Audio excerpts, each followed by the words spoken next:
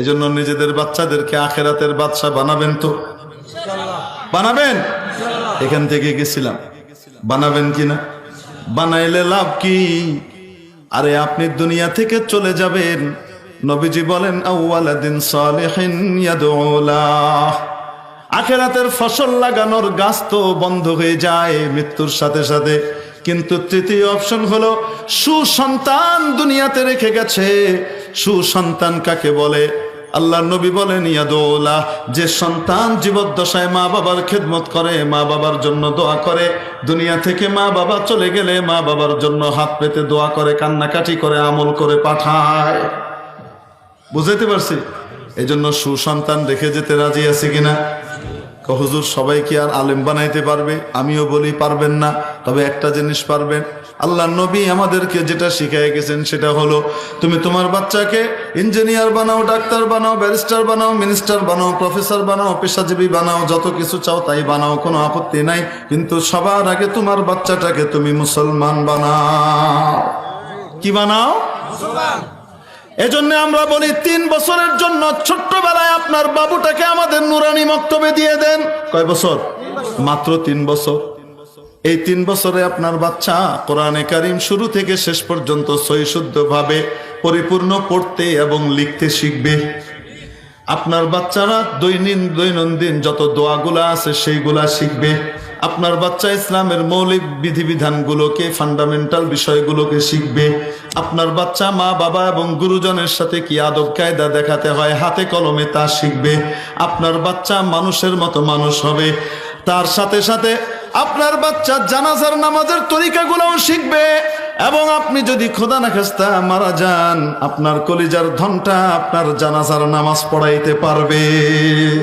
এই যোগ্যতা পাবে।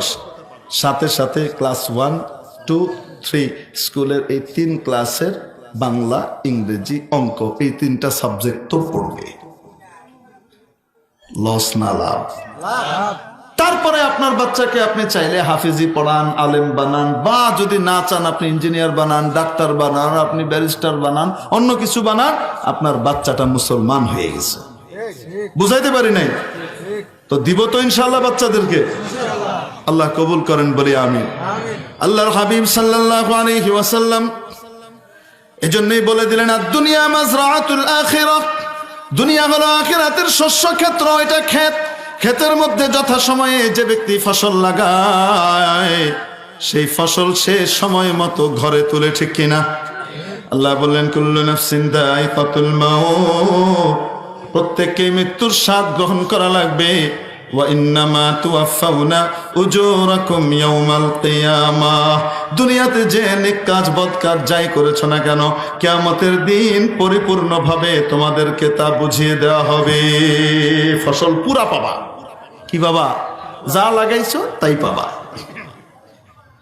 অতএব সত্যিকারের সফল কাম, সাকসেসফুল মানুষকে, সত্যিকারের সাকসেসফুল সে নয় যে আমেরিকার ইমিগ্রেন্ট হয়ে গেছে, সে সাকসেসফুল নয় যে 10টা ফ্যাক্টরির মালিক হয়ে গেছে, সে সত্যিকারের সাকসেসফুল নয় যে প্রধানমন্ত্রী বা প্রেসিডেন্ট হয়ে গেছে, মন্ত্রী বা এমপি হয়ে গেছে। সত্যিকারের সাকসেসফুল তারাও হতে পারে, তবে মাপকাঠি ওটা নয়।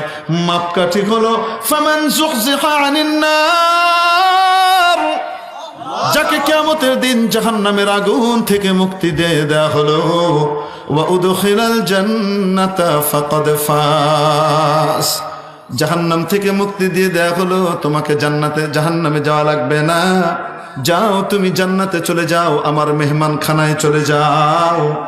যাকে জান্নাতে ঢুকিয়ে দেয়া হলো, জাহান্নাম থেকে বাঁচিয়ে দেয়া হলো, রব্বুল আলামিন বলেন সেই একমাত্র সাকসেসফুল, সেই সফল কাজ।